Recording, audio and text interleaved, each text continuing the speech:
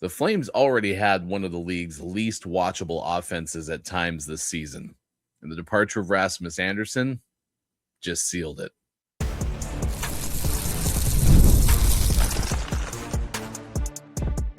You're Locked On Flames, your daily podcast on the Calgary Flames. Part of the Locked On Podcast Network, your team every day.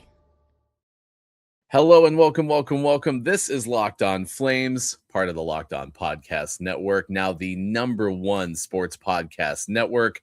The offensive struggle is going to be worse now that Rasmus is gone. The first two games without the Flames, career-long defenseman, kind of shown it already. We'll talk goal differential and such. Pittsburgh and Calgary, what went wrong, what went right, and the Flames loss on Wednesday at Scotiabank Saddledome, and the dredge ahead will forecast the next 5 games for Calgary. My name is Ryan G. I'm a lifelong play-by-play broadcaster. I am based in the Pacific Northwest and have been a Flames fan for the last few decades, ever since Peter Marr was the radio soundtrack to my 2004 Stanley Cup final experience, and grew up just south of Alberta, knew a little bit about the Flames, and kind of dove in wholeheartedly after that 2004 experience. So glad I get to be with you. Just wish it was a little bit of a different type of season. So tough for Calgary. They lose to Pittsburgh, and now just 2 goals in 2 games since the Sunday trade for Rasmus Andersson.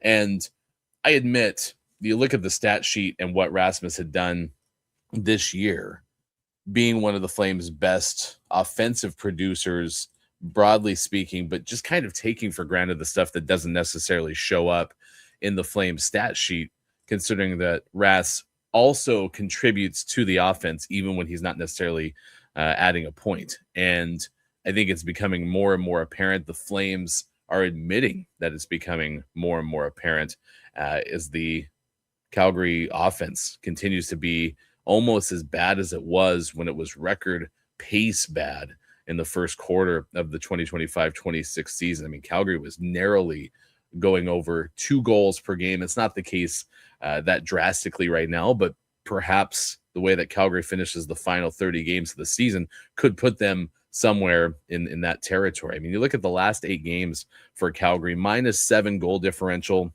There's been 16 goals that have been scored, so you're averaging right at 2 goals per game, and they're only amounting about 25 shots. The one thing that you always felt comfortable with Calgary is even in games where they're not scoring, the Flames oftentimes would be having more shots, more volume than the other team. It just seemed that many times Calgary would have that number be up, but the other team was scoring more because they were actually able to score, even though Calgary was sending a lot toward the opposing goaltender. It just doesn't feel like that's the case anymore, and it certainly feels that way to the Calgary Flames. Mikael Backlund says as much as he spoke to NHL Flames on X following Wednesday's loss to the Penguins. It was really good for us. Since the new year, though, without Ras, we've struggled scoring a little bit, and we gotta get more pucks and bodies and get a little grittier around the net and go there with purpose and really put the puck in when we get looks. And but of course, like I said a couple days ago, Ras was a big part of this organization for a long time, and it's a big hole to fill, but it's an opportunity for other guys. And perhaps they'll figure it out. Jonathan Huberdeau didn't play. We'll talk more about that when we examine what went wrong and what went right. But maybe having Hubie off the ice right now, with him not being as effective as he needs to be, both in contract and expectations with Calgary, and even compared to last year. But since November 19th till the end of December, the Flames were held to under 25 shots just a few times. And over that stretch, they bumped their record up from 5-13-3 to 18-18-4. They scored more than 2 goals over that stretch 12 different times, now just 5 times in 9 games. And what's frustrating for Calgary, too, is the window is closing for the stock to be as high as possible on Nazem Kadri, considering the fact that Kadri led the Flames very early in scoring. He certainly is still a top Calgary stat sheet in points, but it's just been more of a slog as of late for Kadri. And I think it's starting to become more apparent that there likely won't be a deal, certainly before the beginning of the Olympics. This is a quote from The Athletic's Pierre Lebrun, written from January 20th, saying, Kadri, 35, has 3 more years after the season at a $7 million cap hit. That's less appealing, to be sure, but he's a cup champion and playoff warrior, and some teams are looking at it. Kadri also has some protection in a 13-team no-trade list. And so there's already a little bit of friction that's there for the Kadri trade. When we were contrasting Rasmus Andersson's ability to be traded versus that of Blake Coleman and then certainly Kadri, Nazem was the one that seemed the least likely to make an easy transaction. And now that Kadri is still staying down at the Flames, well, he's at the top of the Flames' desire to get more from with this offense that's sputtering, it's unlikely that I think Kadri would be traded. There's every day you log into a news outlet. You know, I go to Google News and kind of look at what different Flames conversations there. And even one of the most recent ones is this idea of Kadri being reunited with the Avalanche, try to make a cup run. And even the feels there from a recent conversation that I read seems like it's less likely than it's ever been. So maybe I have a bad read on that. Do you still feel confident that Nazem Kadri will end up being dealt by the end of the trade or by the trade deadline in March? I'm curious what your thoughts are. You can let us know in the YouTube comments. And I think the formula is pretty clear for Calgary at this point. This offense is going to continue to struggle. I would be interested to see how bad it might get by the end of the season, considering, like I said, Calgary started out in those first, I want to say it was 16 or 17 games with a pretty low goals per game average. And right now, Calgary is bumped up to 2.52 goals per game as opposed to where they were at about a half goal less per game. But if the pace continues for the Flames, where they're scoring one goal, they had the 4 and the 3 against the Islanders in Chicago, but then they had that stretch in the very beginning of the year where they put up 1 against the Kraken, 1 against the Canadiens, 1 against the the Bruins. It could reverse the other way, especially because it feels like there's just no push with Calgary. I mean, they only amounted 19 shots against the Penguins on Wednesday, 2 goals in the last 2 games since Rass was traded. So the formula seems that they have to keep their opponent under 30 shots. You look back at how many games Calgary has won when they've allowed 30 or more in the last 6 weeks. It's not very good. And if Calgary does end up holding their opponent under 30, which they did against the Penguins on Wednesday, then you have to score at least 3 goals. And I don't have confidence that Calgary will consistently be scoring above their average the rest of the way. Calgary's only produced 30 or more shots twice since the calendar year has started. And so it's not seeming that Calgary will be a team that finds its offensive stride. And now that Rass and potentially other offensive players are gone, I think the only possible silver lining is you get Zane Parekh, who showed out as an offensively strong defenseman in that World Juniors stretch. Maybe you get him and he goes on a little bit of a tear and just kind of starts lighting things up. Maybe that's possible. Matt Vagradine, maybe you get something from him as well. Just thinking of some of the younger players that might start to light up. I mean, even Matt Coronato continues to be fairly absent from the scoring picture in the last few games for Calgary. I mean, you look at January alone, just 2 goals scored so far in 10 games for Coronato. And I was getting pretty excited about the trajectory of Connor Zary. That also feels like it's slowed down a little bit, but maybe it's just also back-to-back performances that have been whelming at best and certainly underwhelming on Wednesday, which we'll get into in just a bit. What went wrong, what went right for the Calgary Flames in the loss to the Pittsburgh Penguins as the Penguins avenged that loss earlier on Calgary's road trip that they had in 2026. We'll recap the matchup at Scotiabank Saddledome when this episode of Locked On Flames continues. There is nothing like being near the ice during hockey season. The speed, the hits, the atmosphere, it is unmatched Watching at home is great, but being in the building is a completely different experience. The only thing that used to get in the way was actually getting tickets. Long queues, endless screens, and prices changing at checkout. That's why the Game Time app gives the advantage back to the fans. It is the hack for unlocking amazing NHL tickets and experiences in just a few taps. I've used the Game Time app to buy NFL tickets, college football tickets, and as a Kraken season ticket holder, I know that if you want to go to a game, Game Time app is perfect because you can check out the upcoming NHL games, and it's really surprising how fast it is to find great seats. There's the priority fees that are included, so everything is totaled up front. And one of my favorite features is when you go into the Game Time app, you can view your vantage point from your seat before buying, so you know exactly what you're getting.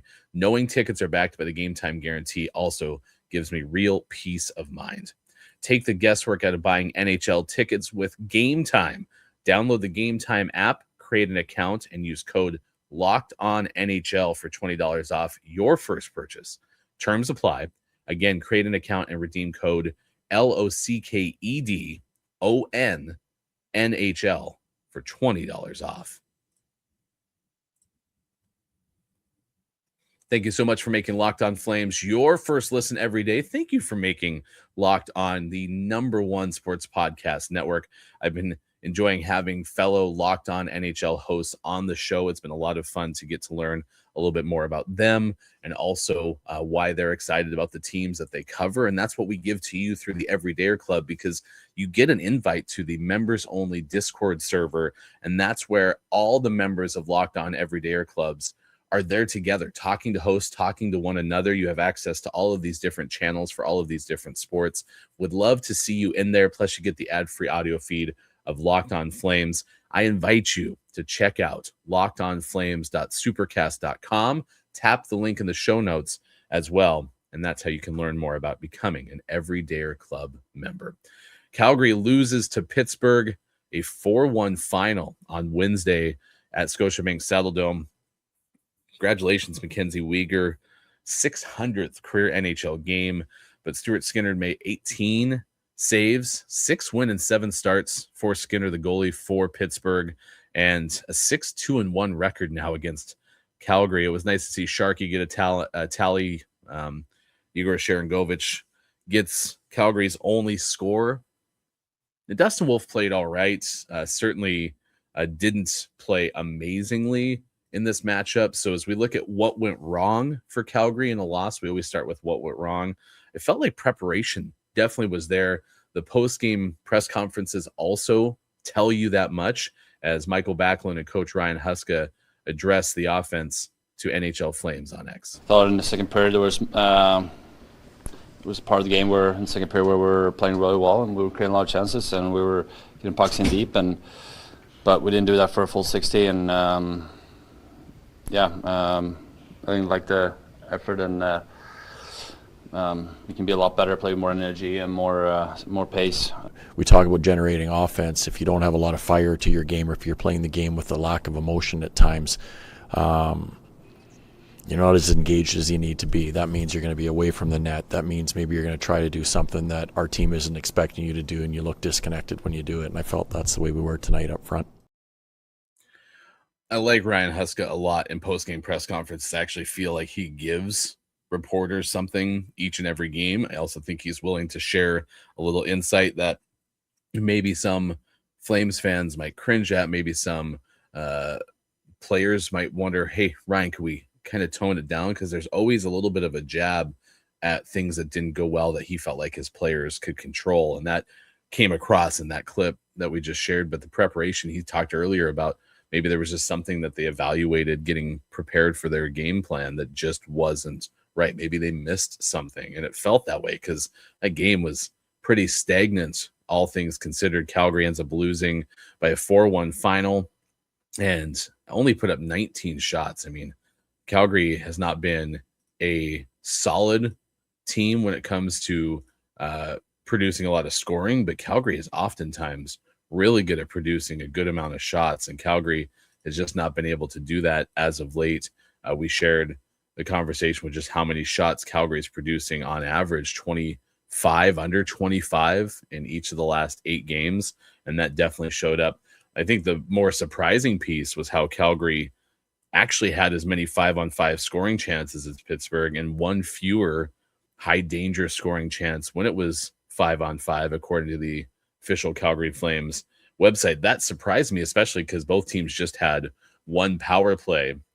And so if you notice that you're producing a good amount of opportunities, then perhaps it goes back to some sort of preparation piece that Calgary didn't take advantage of that might have been there.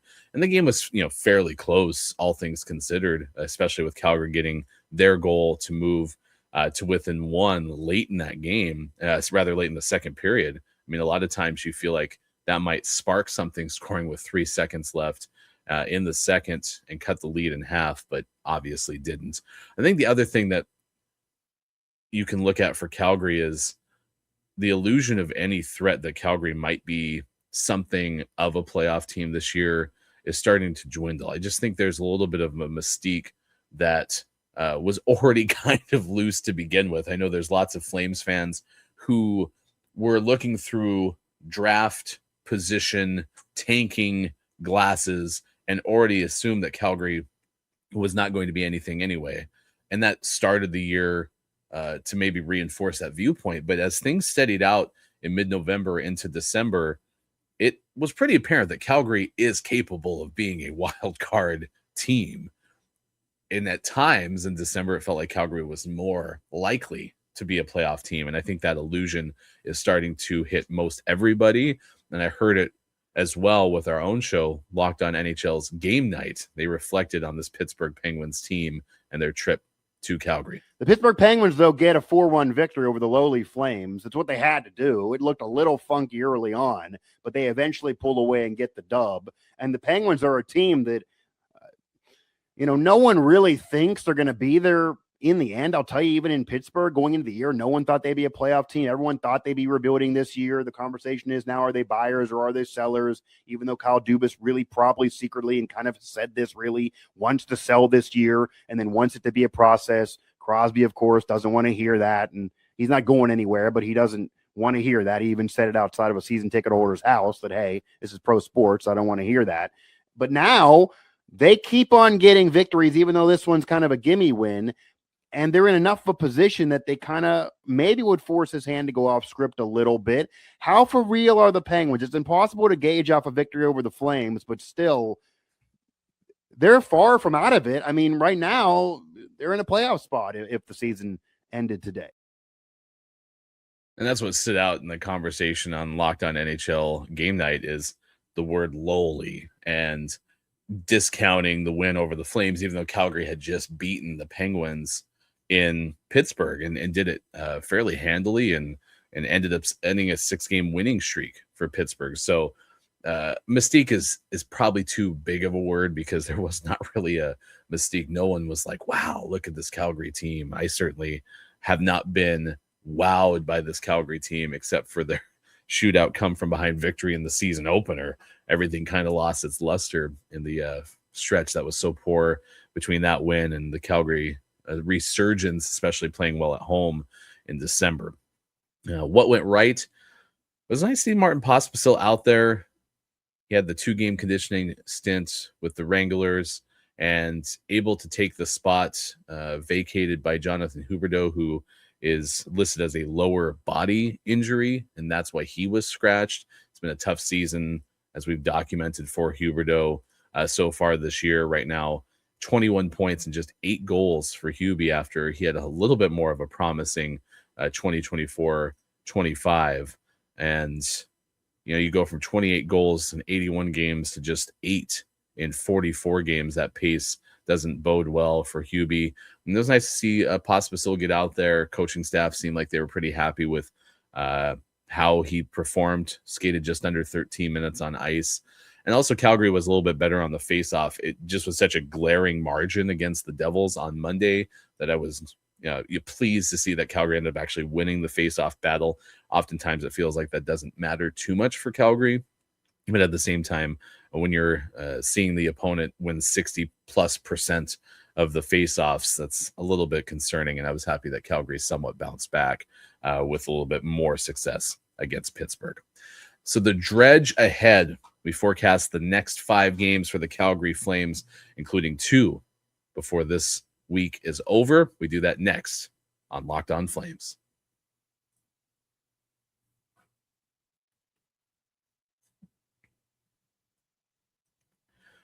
Thanks so much for being with us on Locked On Flames. Coming up on Friday's show, we'll set the table for the weekend games. Also, do what we learned this week, as we do every Friday on Locked On Flames.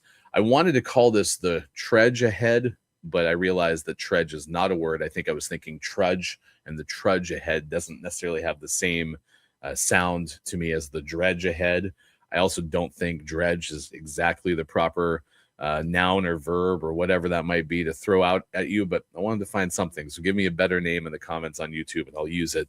But we're forecasting the next 5 games for Calgary and see what the chances are that the Flames will have any success going forward. Washington's the next opponent. We'll play on Friday, 10, 13, and 6 in games where they're serving fewer penalty minutes.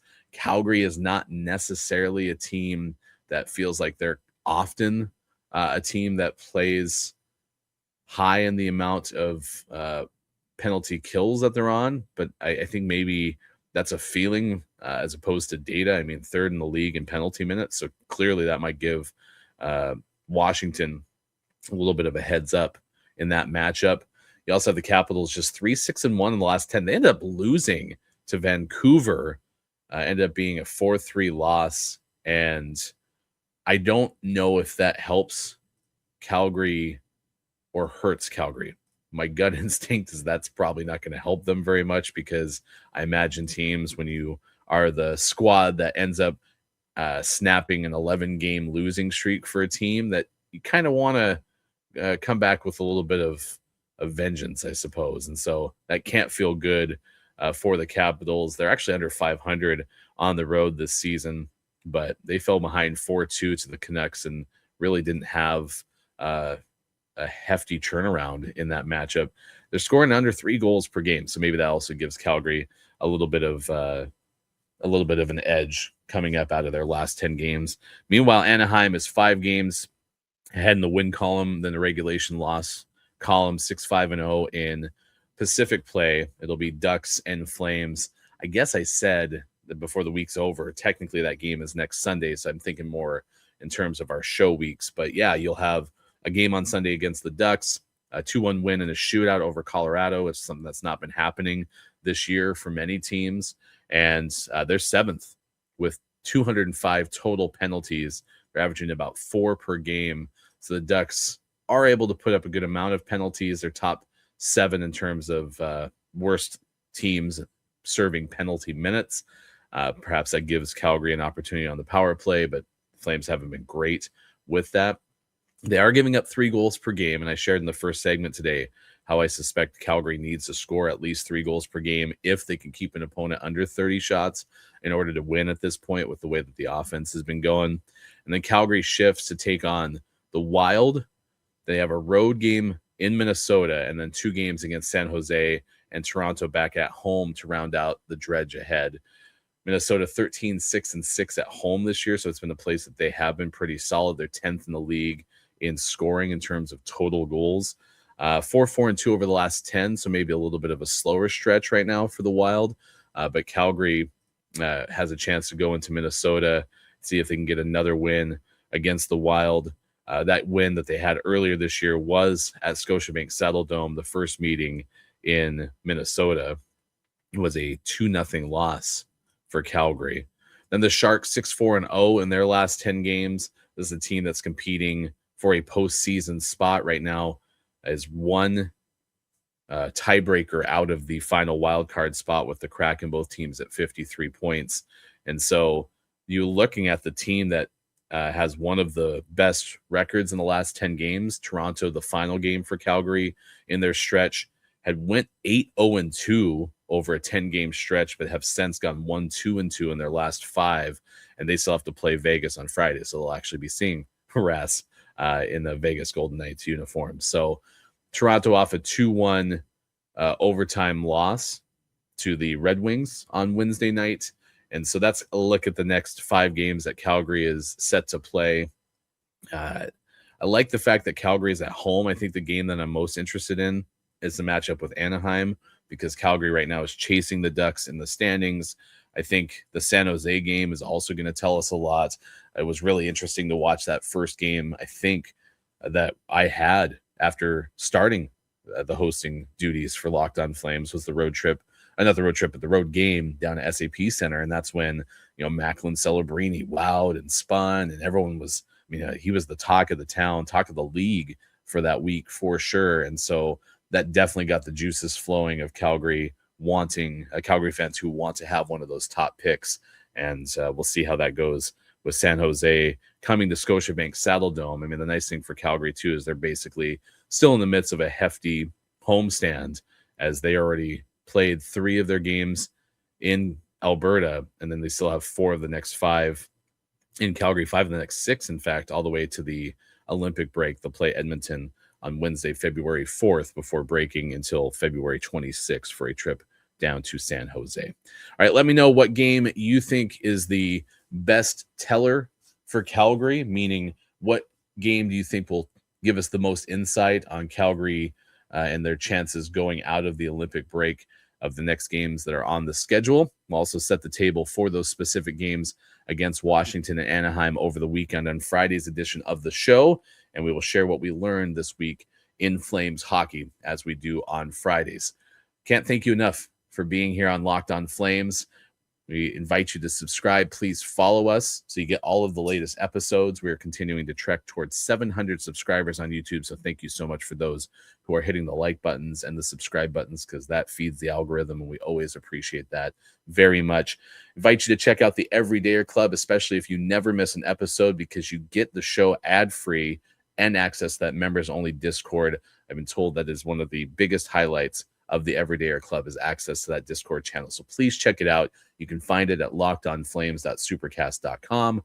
For those of you on video, we send you now to the first ever 24/7 Locked On National Network YouTube channel. And for those on audio, we invite you to make your second listen NHL Game Night on Locked On NHL. My name is Ryan G. Thanks for having fun with us. We'll see you again on Friday for more Locked On Flames.